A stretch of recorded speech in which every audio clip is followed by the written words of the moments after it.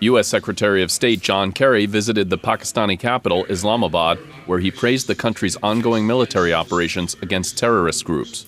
Speaking alongside Pakistani National Security Advisor Sartaj Aziz, Kerry said the operations in North Waziristan have produced significant results, but the terrorist groups still pose a major threat. He also raised concerns about recent violence on the border with India, calling for renewed efforts toward a peaceful resolution of their differences. Also in Pakistan, hundreds of protesters from the Khyber tribal district rallied in Peshawar to demand that the government return land it seized from them. Protesters burned tires outside the offices of the Peshawar Development Authority, which has claimed plots of lands for new projects. The protesters say they are the legitimate owners and have not received any compensation for the seized property. In the Georgian capital, Tbilisi, Lithuanian embassy and Georgian officials commemorated Freedom Defenders Day to honor the victims of a Soviet crackdown in Vilnius on January 13, 1991.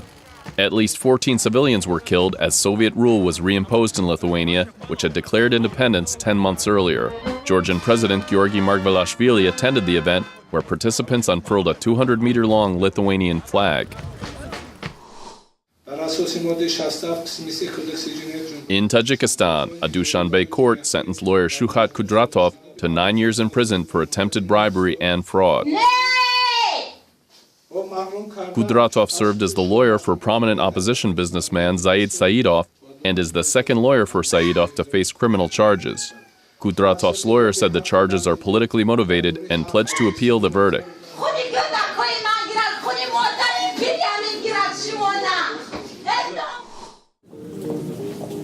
In Almaty, Kazakhstan, mourners attended the funeral of Mukhtar Aliyev, a prominent cardiologist and researcher who died at the age of 81.